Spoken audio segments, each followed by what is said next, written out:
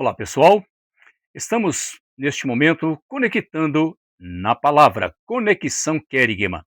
Vamos refletir num texto muito gostoso. Paulo escreve a segunda carta aos Coríntios, no capítulo 11, verso 1 ao 4 e do 12 ao 15, nos instruindo sobre o verdadeiro Cristo. E o texto nos diz assim, a partir do verso 1: Quisera eu me suportasseis um pouco mais na minha loucura. Suportai-me, pois, porque zelo por vós com o zelo de Deus, visto que vos tenho preparado para vos apacentar como virgem para um só esposo, que é Cristo. Mas receio que, assim como a serpente enganou a Eva com a sua astúcia, assim também seja corrompida a vossa mente e se aparte da simplicidade e pureza devidas a Cristo. Se, na verdade, vindo alguém, prega outro Jesus que não temos pregado, ou aceitais espírito diferente que não tendes recebido, ou evangelho diferente que não tendes abraçado, a esse de boa mente tolerais. Nos versos 12 e 15, o apóstolo diz assim: Mas o que faço e farei é para cortar ocasião àqueles que a buscam com o intuito de serem considerados iguais a nós, naquilo em que se gloriam. Porque os tais são falsos apóstolos, obreiros fraudulentos, transformando-se em apóstolos de Cristo. E não é de admirar, porque o próprio Satanás se transforma em anjo de luz. Não é muito, pois que os seus próprios ministros se transformem em ministros de justiça, e o fim deles será conforme a suas obras. Queridos, há um certo coordenador de uma biblioteca que ele instruiu, né, que todos os seus acompanhantes, os seus ouvintes, lessem um livro, e deu o título para que essas pessoas lessem o livro. E num certo momento ele reúne toda a sua equipe e o líder deste clube do livro, ele começou a resumir todo o enredo, né, da obra, ao qual o grupo iria discutir o assunto naquele momento. E havia ali uma menina que ela começou então a ouvir com muita atenção, mas ela na realidade ela não estava reconhecendo nenhum ponto da história. Finalmente, ela percebeu que ela havia lido um outro livro com um título bem parecido. Apesar de ter gostado bastante do livro errado, ela não pôde juntar-se aos colegas, ela não pôde continuar presente juntamente com seus colegas do clube, porque a conversa dos livros certo não estava condizente com o livro que estava sendo apresentado de forma errada. Isso é muito comum acontecer conosco. Às vezes as pessoas nos dão literaturas, livros para lermos, para conhecer um pouco sobre o cristianismo e nos colocam, né, ou seja, colocam em nossas mãos livros errados. Livros esses que nós não deveríamos nem tampouco tê-los. Mas é importante, né, que tenhamos cultura, que nós possamos conhecer a história e saber diferenciar entre o certo e o errado. O que o apóstolo Paulo ele não queria era que os cristãos de Coríntio dissessem, né, que aquele Jesus que Paulo estava pregando era o Jesus errado.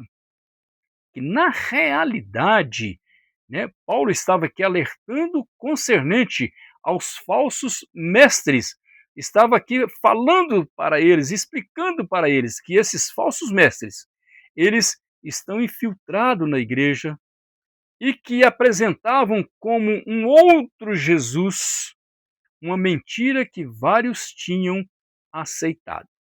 Quando nós deparamos com os versículos 3 e 4 da carta a qual o apóstolo Paulo escreve aqui de 2 Coríntios, no verso 3 ele diz assim: Mas receio que assim como a serpente enganou a Eva, olha aqui, com a sua astúcia, assim também seja corrompida a vossa mente, e peço que vocês se aparte disso aí, porque da simplicidade e pureza devidas a Cristo. No verso 4 ele diz assim: se, é um condicional, na verdade, vindo alguém, prega outro Jesus, que não temos pregado, ou que aceitais espírito diferente que não tendes recebido, ou um evangelho diferente que não tendes abraçado, a esse de boa mente tolerais. Eu nunca discuti religião, não gosto de discutir religião com ninguém. Mas se a pessoa quiser falar alguma coisa comigo, eu estou pronto para ouvir. E quando o discurso daquela pessoa chega ao final, que eu vejo que chegou ao limite, ele não tem conhecimento, aí eu vou entrar com o meu contexto, né, com o meu conhecimento sobre a palavra de Deus para explicá-lo, né, como é o exercício da fé, o Cristo em quem tenho crido. E é nessa verdade, queridos, que Paulo ele expôs a heresia destes mestres mentirosos. Ele já havia apresentado a verdade sobre Jesus, ele já havia falado de Jesus segundo as Escrituras na sua outra carta a essa mesma igreja, na primeira carta que ele escreve aos Coríntios. Jesus foi o Messias, Jesus foi aquele que morreu por nossos pecados, Jesus é aquele que ressuscitou no terceiro dia, Jesus é aquele que apareceu aos 12 finalmente ao próprio Paulo.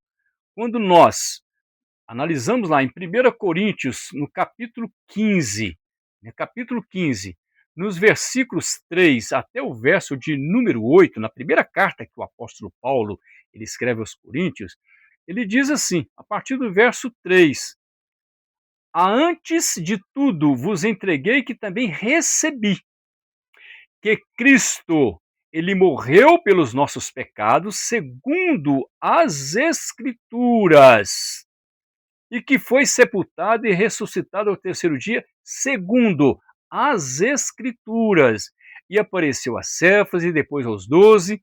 Lá no verso 6 em diante, ele diz assim: depois, ele foi visto por mais de 500 irmãos de uma só vez, dos quais a maioria sobrevive até agora, porém, alguns já dormem.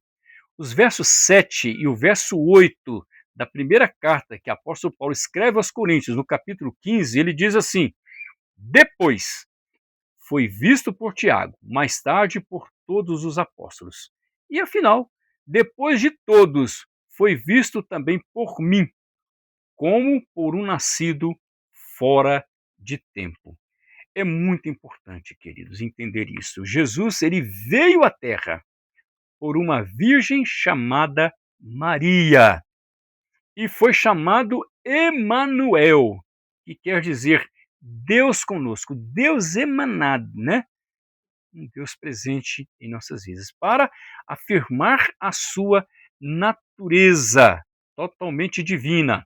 Lá no Evangelho de Mateus, no capítulo 1, Evangelho de Mateus, no capítulo 1, nos versículos 20 até o 23, Mateus nos informa assim, que enquanto ponderava nestas coisas, eis que lhe apareceu em sonho um anjo do Senhor, dizendo: José, filho de Davi, não temas receber Maria, tua mulher, porque o que nela foi gerado, é do Espírito Santo.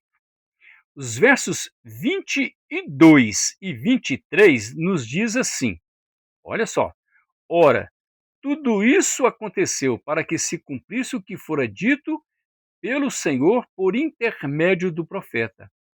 E eis que a Virgem conceberá e dará à luz um filho, e ele será chamado pelo nome Emanuel, que quer dizer Deus conosco.